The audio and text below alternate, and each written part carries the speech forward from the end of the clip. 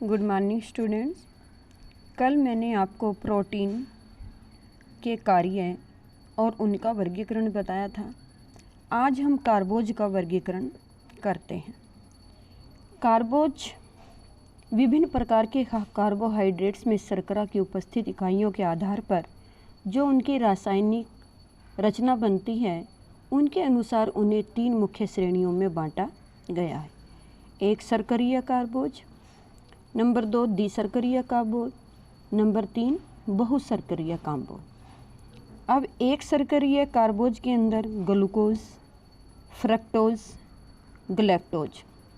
द्विशर्करीय कार्बोज में sucrose, maltose, lactose. बहुशर्करीय कार्बोज में starch, cellulose, dextrin, glycogen. ये एक तालिका है। इस तालिका के अंदर तीनों प्रकार की जो कार्बोज हैं उनके बारे में बताया गया है। अब इनके बारे में एक शर्करीय तथा द्विशर्करीय कार्बोज को सामूहिक तौर पर शुगर कहते हैं, जो सभी पानी में घुलनशील हैं। सभी का स्वाद मीठा होता है। फ्रक्टोज सबसे अधिक मीठा होता है, जबकि लैक्टोज सबसे कम। मिठास में अंतर होते हुए भी सबकी कैलोरिक वैल्यू बराबर होती है। रचना में रवेदार होते हैं। सभी का नाम ओज से समाप्त होता है। इसके विपरीत बहुशर्करीय कार्बोज का कोई सामूहिक नाम नहीं होता। अधिकतर बहुशर्करीय कार्बोज पानी में अघुलनशील होते हैं। नंबर 2 स्वाद में मीठे नहीं होते। नंबर 3 यह रचना में रवेदार नहीं होते। नंबर 4 सभी का नाम एक विशेष प्रकार से समाप्त नहीं होता। एक शर्करीय कार्बोज के अंदर जो यहाँ 3 प्रकार के मैंने ये ग्लूकोज, फ्रक्टोज और गलैक्टोज बताए हैं। एक शर्करीय कार्बोज के अंदर ग्लूकोज, यह शर्करा कुछ फलों, सब्जियों तथा शहद में पाई जाने वाली शर्करा है। रसोई घर में सामान्यतः प्रयोग होने वाली चीनी से यह कम मीठी होती है। ये हमारे शरीर में रक्त में सारी शर्करा इसी रूप में पाई जाती है। 100 मिलीलीटर रक्त में इसकी मात्रा सामान्यतः 80 mg होती है। यहाँ यह शरीर को तुरंत ऊर्जा देने का कार्य करता है। भोजन द्वारा ग्रहण किए जाने वाले सभी द्विशर्करीय तथा बहुशर्करीय कार्बोज पाचन तथा अपचयन के फलस्वरूप ग्लूकोज में ही परिवर्तित होते। नंबर 2 फ्रक्टोज, इसे फ्रूट शुगर भी कहते हैं। यह लगभग सभी फलों में, कुछ एक सब्जियों तथा शहद में पाई जाने वाली शर्करा है, जो स्वाद में बहुत मीठी होती है।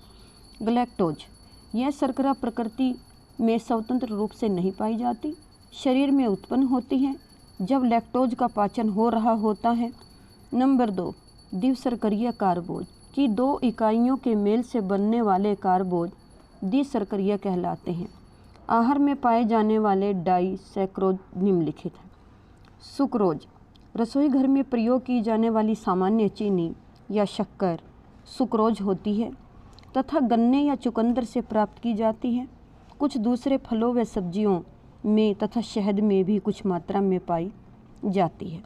नंबर 2 माल्टोज, अंकुरित अनाज व दालों में तथा माल्टेड अनाजों और दूध में पाई जाने वाली स्टार्च की पाचन क्रिया के दौरान भी यह बनती है तथा इस क्रिया के अंत तक सारी माल्टोज 2-2 ग्लूकोज की इकाइयों में बदल जाती है।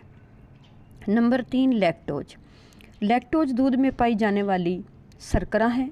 माँ के दूध में लैक्टोज की प्रतिशत मात्रा गाय के दूध की अपेक्षा अधिक होती है, इसलिए माँ का दूध बिना चीनी मिलाए शिशु आसानी से ग्रहण कर सकता है। नंबर 3 बहुशर्करीय कार्बोज, यह कार्बोज रचना में काफ़ी जटिल होते हैं। इनके प्रत्येक अणु में शर्करा की बहुत सी इकाइयाँ एक दूसरे के साथ जुड़कर लंबी लड़ियों के रूप में पाई जाती हैं। शर्करा की इकाइयों की संख्या बहुत अधिक होती है, जैसे 2000 तक। पोषण प्रक्रिया विज्ञान की दृष्टि से महत्वपूर्ण पॉलीसैकेराइड निम्नलिखित है। इसके अंदर पाए जाने वाले स्टार्च, मानव आहार का एक बड़ा भाग स्टार्च बनता है। चावल, गेहूँ तथा दूसरे अनाजों में तथा दालों में काफ़ी अधिक मात्रा में स्टार्च उपलब्ध होती है। स्टार्च को पानी में मिलाकर जब गर्म किया जाता है तो इसके कण फूलने लगते हैं। जैसे हम आटा सूजी में जब पानी मिलाते हैं तो उसका घोल होने के बाद वो 5 या 10 मिनट के बाद गाढ़ा हो जाता है। इसे जेलेटिनाइजेशन कहते हैं। पकाने के उपरांत स्टार्च अधिक स्वादिष्ट और अधिक आसानी से पचने योग्य बन जाता है। Number 2, glycogen. इसे एनिमल स्टार्च का नाम दिया जाता है क्योंकि शरीर में यदि कार्बोज संग्रहित किया जाता है तो यह ग्लाइकोजन के रूप में ही व्यक्ति के जिगर तथा मांसपेशियों में होता है। Number 3, pectin. कार्बोज के यह प्रकार कुछ पके हुए फलों जैसे अमरूद, करोंदा, सेब आदि में अधिक पाई जाती है। यह अपने में पानी सोख कर चीनी तथा अम्ल की उपस्थिति में जेल बना लेती है। इस गुण के कारण ऐसे फलों से जेली या जैम बनाया जा सकता है। जैसे बाज़ार से जो जेल लेकर के आते हैं वो फलों का बना होता है। सेलुलोज। मानव शरीर में सेलुलोज का पाचन नहीं होता। इसका महत्व केवल रेशों के रूप में होता है। यह रेशे हमारी आंतों में भोजन की सामान्य गति बनाए रखते हैं, जिसके कारण भोजन के पचे हुए भाग के अवशोषित हो जाने के बाद बचे व्यर्थ पदार्थ आसानी से पाचन प्रणाली से बाहर निकल सकते हैं। यह वास्तव में फोक की तरह कार्य करते हैं क्योंकि अपने अंदर पानी सोख लेते हैं। सेलुलोज रेशे हमें अधिकतर साबुत अनाज, ताज़ी सब्जियों तथा फल और मेवों से प्राप्त होते हैं। इन्हें प्रस्तावित मात्रा में ग्रहण करने के लिए दिन में 1 बार साबुत अनाज, 2 बार सब्जी तथा 2 बार फल लेना अति आवश्यक है। आंतों के स्वास्थ्य के लिए यह बहुत ज़रूरी है। कार्बोज के वर्णन। कार्बोज के जो कार्य हैं, कार्बोज हमारे लिए क्या कार्य करता है। कार्बोज हमें शरीर में ऊर्जा भरता है। ऊर्जा प्रदान करने वाला सबसे मुख्य तत्व कार्बोज होता है। शरीर को ऊर्जा प्रदान करना, जैसा कि हमने पहले भी बताया, 1 ग्राम बताया जा चुका है। 1 ग्राम कार्बोज से 4 कैलोरी ऊर्जा उत्पन्न होती है। इससे शरीर के विभिन्न तंतुओं की ऊर्जा की तुरंत आवश्यकताओं को रक्त में उपस्थित करता है। कुछ निश्चित मात्रा में ग्लूकोज मांसपेशियों व यकृत में ग्लाइकोजन के रूप में संग्रहित होता है। नंबर 3, मस्तिष्क तथा स्नायु तंत्र के लिए रक्त में उपस्थित ग्लूकोज लगातार ऊर्जा उत्पन्न करता रहता है और तंतुओं की तुरंत टूट फूट शुरू हो जाती है। हृदय की कार्यशीलता के लिए भी ऊर्जा निरंतर चाहिए। यदि हृदय बीमार है तो उसमें ग्लाइकोजन नहीं हो पा रहा तो रक्त में ग्लूकोज की मात्रा कम होने का पर उस पर बुरा प्रभाव पड़ता है। नंबर 2, प्रोटीन को शारीरिक वृद्धि के लिए भी मुक्त रखना है। आहार में यदि पर्याप्त मात्रा में कार्बोज ग्रहण किए जा रहे हो, उन्हें ऊर्जा उत्पत्ति के लिए पहले प्रयोग में लाया जाता है। इसलिए प्रोटीन निर्माण कार्यों के लिए मुक्त रहती है। यदि शक्ति प्रदान करने वाले तत्व जैसे कार्बोज तथा वसा काफ़ी मात्रा में न रहे हों तो प्रोटीन बाकी कामों को छोड़कर ऊर्जा उत्पादन करने लग जाती है। नंबर 3, वसा का पूर्ण ऑक्सीकरण।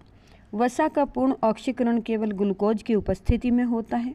यदि इसकी रक्त में कमी हो तो वसा पूरी तरह से प्रयोग में नहीं ला जा सकती क्योंकि शरीर इससे रोगग्रस्त हो सकता है। नंबर 4, मल विसर्जन में सहायता। सेलुलोज अपचनशील होता है। आहार के साथ पर्याप्त मात्रा में ग्रहण किए जाने से शरीर में भोजन के अपचनशील भाग की मात्रा को बढ़ा देता है, जिसमें अंतर्गति तेज उत्तेजित होती है। इस प्रकार मल विसर्जन से सहायता होती है। नंबर 5, भार कम होने में सहायता।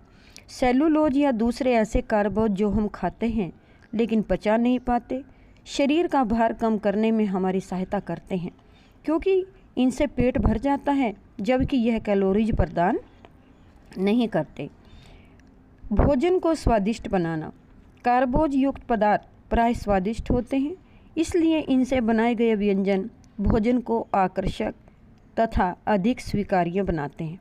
आलू के चिप्स, टिक्की, समोसा आदि सभी स्वादिष्ट होते हैं तथा भोजन में विभिन्नता लाने के लिए प्रयोग किए जाते हैं और इसके अतिरिक्त बहुत से कार्बोज मीठे होते हैं तथा भोजन में मिठास लाने का कार्य करते हैं। नंबर 8, शरीर के महत्वपूर्ण पदार्थों का निर्माण। यद्यपि शरीर के कुल भार का केवल थोड़ा सा भाग ही कार्बोज से बनता है, फिर भी कुछ पदार्थों के निर्माण में यह महत्वपूर्ण भूमिका निभाते हैं। जैसे जो हमारे टिश्यूज़ होते हैं उनका आधार है, कुछ अनावश्यक अमीनो अम्ल होते हैं, स्तन के दूध में लैक्टोज पाया जाता है, बी समूह के कुछ विटामिन जो आंतों में बैक्टीरिया बनाए जाते हैं और लैक्टोज की उपस्थिति में उत्पन्न होते हैं। नंबर 9 है कैल्शियम। शरीर में कैल्शियम के अवशोषण तथा उपयोग में लैक्टोज की भूमिका महत्वपूर्ण होती है। बच्चों, अगली वीडियो में हम इससे आगे चलेंगे, तब इस वीडियो में जो मैंने आपको कार्बोज के कार्य और उनके वर्णन बताए, उन प्रश्नों को याद करना।